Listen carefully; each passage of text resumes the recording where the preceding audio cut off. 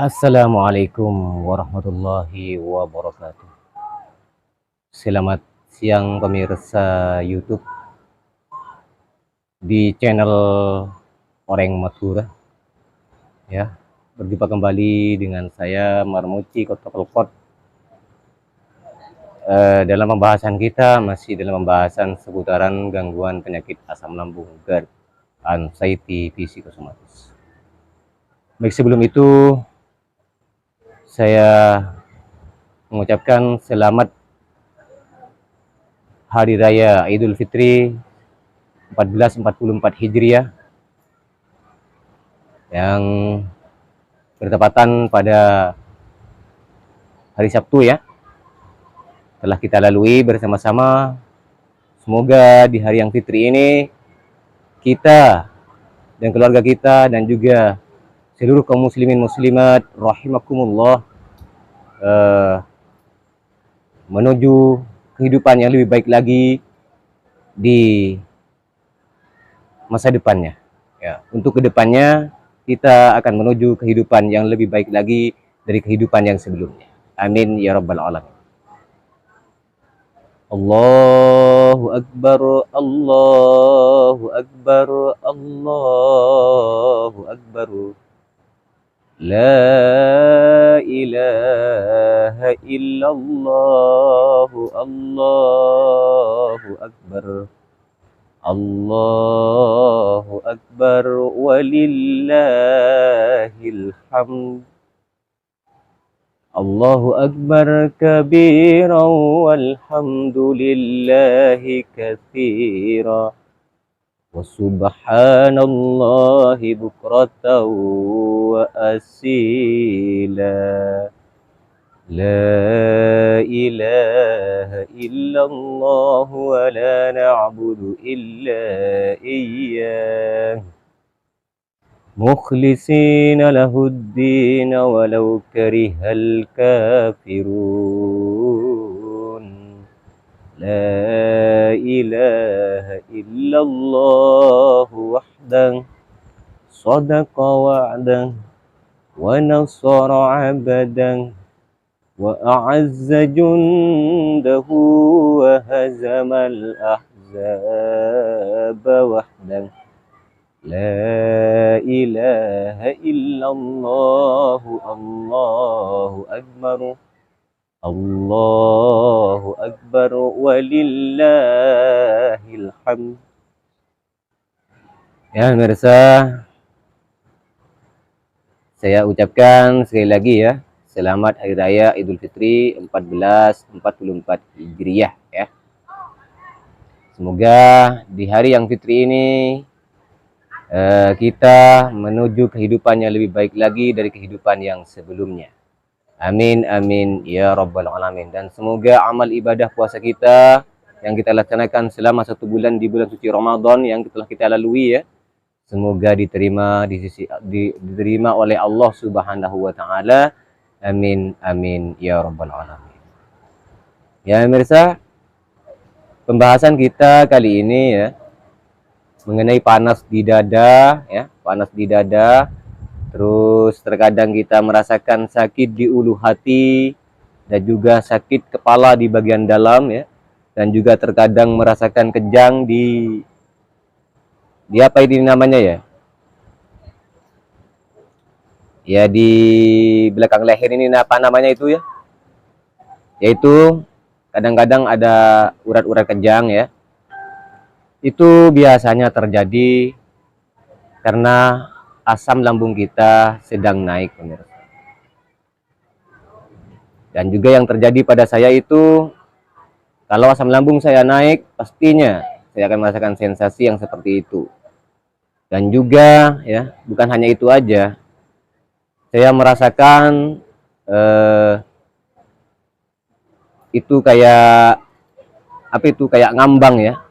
Yaitu duduk-duduk kayak ngambang, kayak muter-muter gitu ya, kayak hilang keseimbangan ya. Itu yang dinamakan kehilangan daya apa itu namanya, stabilitas kita berjalan itu kayaknya kehilangan balance-nya ya, nggak stabil begitu ya. kadang mau roboh ke sini, kadang mau roboh ke kanan gitu ya. Ya seperti itu. Terus disertai juga dengan sensasi jantung berdebar-debar ya. Saat itu saya mengalaminya ketika lagi parah-parahnya asam lambung ya. Saya mengalami yang seperti itu sensasinya menurut saya. Terus muncullah di situ rasa takut mati ya.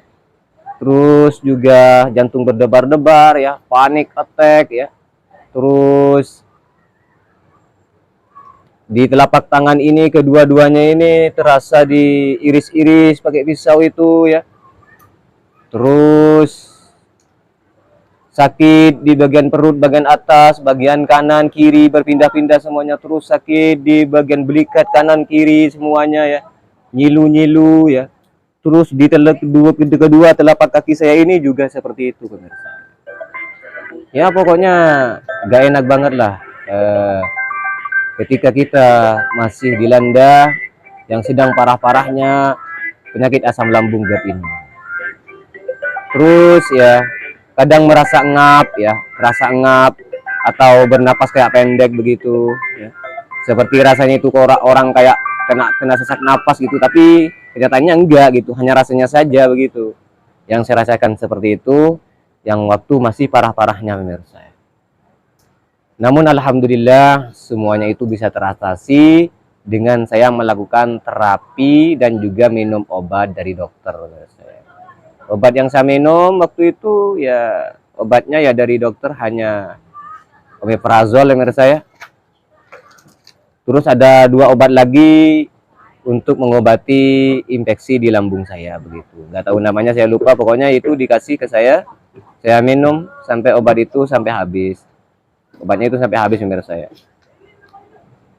Ya selama 1 bulan saya minum obat ya, memang karena mungkin waktu itu masih parah-parahnya saya ya, sehingga penyakit yang saya rasakan atau sensasi yang saya rasakan setiap hari itu tidak langsung hilang begitu saja ya. Lambat prosesnya seperti yang saya sampaikan di video-video yang sebelumnya ya. Untuk sensasi dari asam lambung ini bermacam-macam terjadi ke saya begitu, sehingga akibatnya mengganggu mental saya dan juga saya terganggu psikis saya hingga menyebabkan saya itu anxiety gitu. Apa itu menjadi cemas yang berlebihan begitu, khawatir yang berlebihan, takut yang berlebihan begitu. Ya kenapa seperti itu? Karena saya mengalami sensasi itu setiap hari pemirsa saya. Sensasi lemas ya, kayaknya orang kayak mau mati begitu rasanya itu. Ya karena saking tidak tahunya saya itu, ya itulah yang membuat saya panik begitu menurut saya. Saking tidak tahunya saya kena penyakit apa begitu, saya panik. Karena baru-baru ini saya kena penyakit asam lambung begitu. Karena sebelum-sebelumnya saya belum pernah seumur hidup saya belum pernah yang namanya penyakit asam lambung itu melanda saya begitu, sehingga akhirnya saya menjadi terkejut begitu, panik begitu. Namun itu hanya berlangsung sekitar 2 tahun menurut saya, karena saya sudah tahu caranya, cara menghadapinya sudah tahu begitu. Selama 2 tahun itu saya bukan hanya obat dari dokter saja yang saya minum ya, terus saya sambil lalu minum obat ramuan herbal begitu dari sari kunyit begitu campur madu begitu. Namun tidak setiap hari saya melakukan seperti itu pemirsa saya. Mulai awal-awalnya saya minum ramuan herbal kunyit itu awalnya dalam 1 bulan saya per minggu, 1 kali 1 minggu begitu. Terus selama 1 bulan saya menjalaninya kayaknya agak mendingan begitu. Terus saya lanjut lagi, lalu saya mengurangi cara minumnya begitu. Dari awalnya 7 hari, dari 7 hari saya minum, setelah itu saya 10 hari baru minum begitu, 10 hari minum sari kunyit begitu. Nah setelah itu 1 bulan lagi berkurang lagi ya, saya minumnya jaraknya dipanjangkan lagi begitu, hingga menjadi 1 bulan 1 kali begitu ya. Ya setelah seperti itu pemirsa saya berhenti minum kunyit ya, karena saya rasa sensasinya itu sudah agak lumayan, sudah nggak seperti yang awal-awalnya belum saya minum kunyit begitu. Sensasinya itu agak berkurang begitu rasanya itu. Ya rasanya itu kayak leher itu kadang-kadang kayak kecekik begitu. Ya kemarin-kemarin ini saya sempat kambuh mirsa ya, bulan puasa kemarin. Kalau waktu salat tarawih itu, waktu sujud dan ruku itu kayaknya ada yang mengganjal di sini begitu. Ya, saya sudah tahu itu bahwa yang menyebabkan saya seperti itu karena asam lambung. Di lambung saya mungkin ada gastrik atau asam lambung saya lagi naik begitu aja. Tanggapan saya begitu. Nah, setelah itu saya mencoba minum air kelapa muda begitu. Tapi minum air kelapa mudanya nggak banyak mir saya. Hanya satu gelas ukuran kecil begitu. Ya gelasnya ya seperti gelas aqua itu yang kecil, gelas aqua kecil itu ukurannya begitu. Hanya satu gelas saja saya minum air kelapanya. Setelah berbuka puasa saya minum. Akhirnya setelah 5 menit kemudian baru saya mengeluarkan gastrik mir saya. Mersi dulu saya itu langsung keluar gas ya.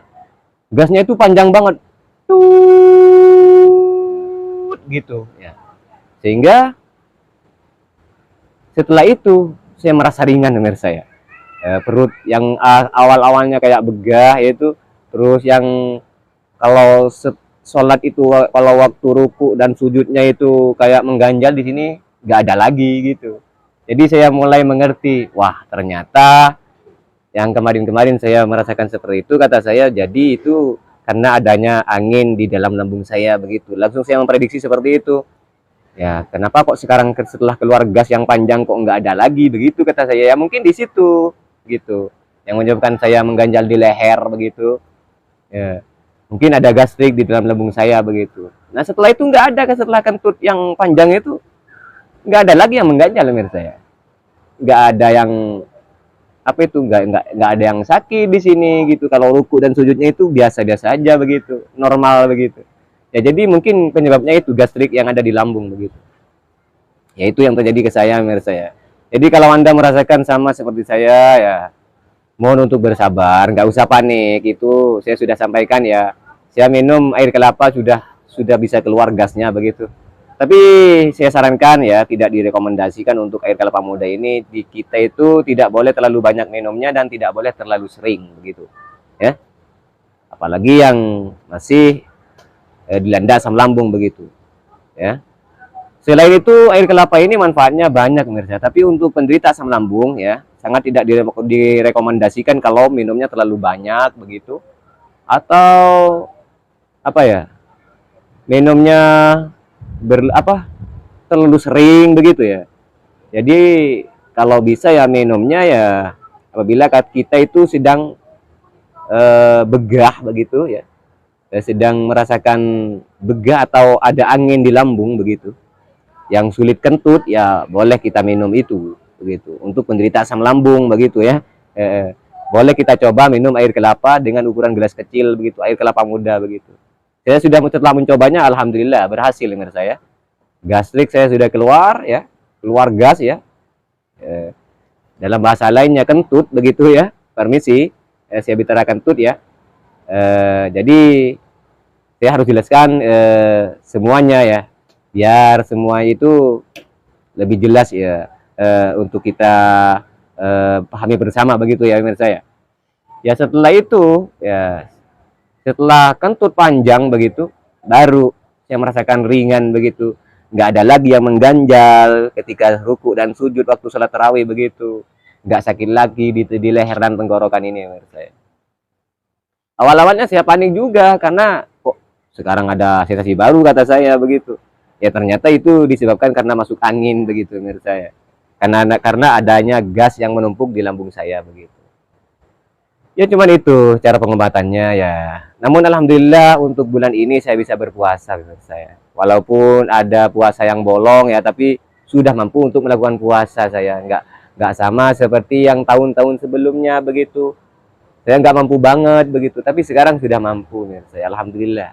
Semoga untuk tahun berikutnya saya lebih mampu lagi dalam melaksanakan puasa Ramadan begitu. Dan juga Anda juga semua, semoga yang masih parah semoga cepat sembuh dan juga bisa melaksanakan puasa Ramadan seperti Anda waktu sehat sebelumnya, begitu ya. Amin ya rabbal alamin.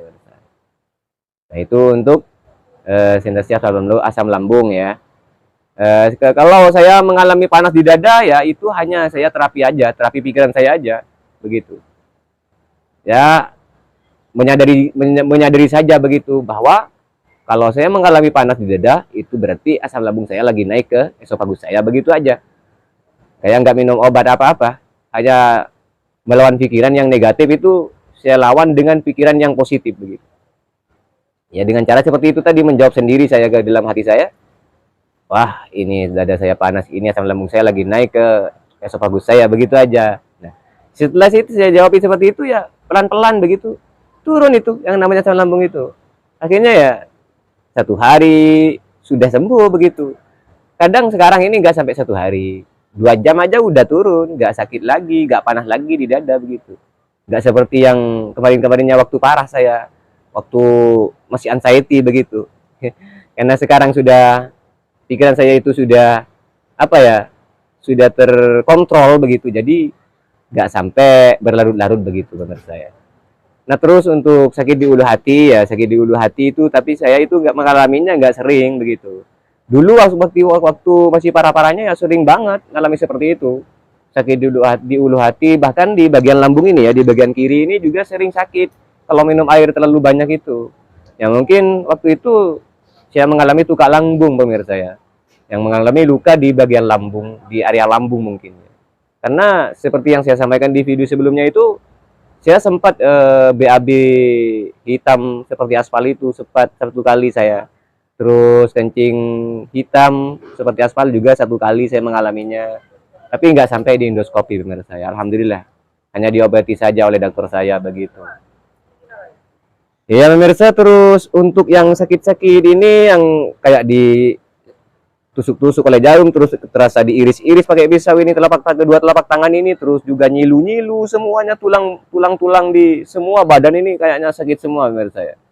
Jadi untuk meredakannya saya melakukan pijitan refleksi di rumah itu, saya menurut saya bersama istri saya ya, istri saya juga bantu pijetin saya begitu kadang-kadang gitu, untuk melakukan pengobatan pijitan refleksi namanya begitu. Nah setelah dipijet-pijet gini-gini gitu, kayaknya itu udah agak mendingan ya. Nah untuk yang nyilu-nyilu itu hanya itu pengobatan saya begitu.